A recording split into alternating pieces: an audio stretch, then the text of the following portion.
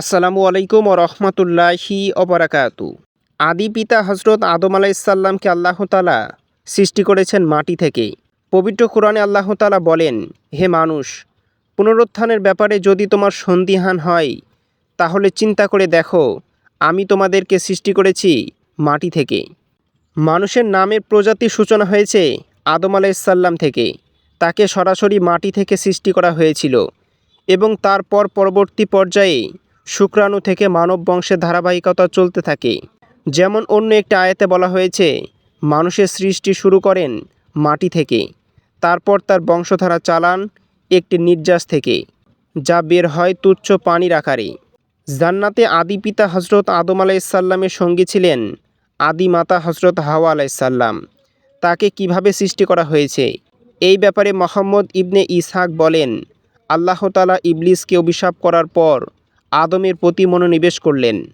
আদম আলাইসাল্লাম তণ্ডাচ্ছন্ন করা হলো এবং তার বাম পাজর থেকে একটি হাড় নেওয়া হলো আর সেই স্থানে গোশত সংযোজন করা হলো। তখন তিনি ঘুমিয়েছিলেন।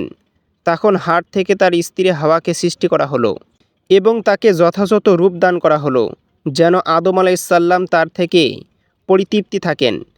যখন তন্দ্রাচ্ছন্ন কাটল এবং নিদ্রা থেকে জাগ্রত হলেন, তখন হাওয়াকে তার পাশে বসা দেখলেন। সাথে সাথে তিনি বললেন, আমার গোশত, আমার রক্ত এবং আমার স্ত্রী। অন্য বর্ণনায় ইবনে মাসউদ রাদিয়াল্লাহু তাআলা আনহু, ইবনে আব্বাস রাদিয়াল্লাহু তাআলা আনহু এবং অন্যান্য সাহাবী থেকে এসেছে, ইবলিসকে জান্নাত থেকে বের করা হলো আর আদমকে জান্নাতে বসবাসের সুযোগ দেওয়া হলো। কিন্তু তিনি জান্নাতে একাকিত্ব অনুভব করতে থাকলেন। তারপর তার চোখে ঘুম নেমে আসলো। তিনি ঘুম থেকে জাগ্রত হয়ে দেখতে পেলেন যে তার মাথার পাশে একজন নারী বসে আছেন, যাকে তার পাজর থেকে সৃষ্টি করা হয়েছে। তিনি তাকে প্রশ্ন করলেন, তুমি কে? তিনি বললেন, আমি একজন নারী। আদম আলাইসাল্লাম বললেন, তোমাকে কেন সৃষ্টি করা হয়েছে? তিনি বললেন, যাতে তুমি আমার কাছে প্রশান্তি লাভ করো। হাওয়া আলাইসাল্লামকে সৃষ্টি করার পর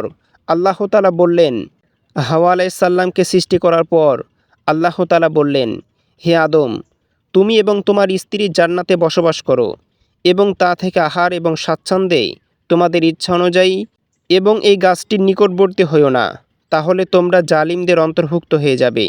হাওয়া আলাইসাল্লামকে আদম আলাইসাল্লামের পাজরের হাড় থেকে সৃষ্টি করার সমর্থনে আরেকটি হাদিস বর্ণিত হয়েছে। রাসূলুল্লাহ সাল্লাল্লাহু আলাইহি ওয়াসাল্লাম বলেছেন, তোমরা নারীদের ব্যাপারে আমার উপদেশ গ্রহণ করো, কেননা তাদেরকে পাজর থেকে সৃষ্টি করা হয়েছে আর পাজরের সবচেয়ে বাঁকা অংশ হচ্ছে উপরিভাগ। তুমি যদি তাকে সোজা করতে যাও তবে তাকে ভেঙে ফেলবে, আর যদি ছেড়ে দাও সব সময় বাঁকাই থেকে যাবে। সুতরাং নারীদের ব্যাপারে উপদেশ গ্রহণ করো।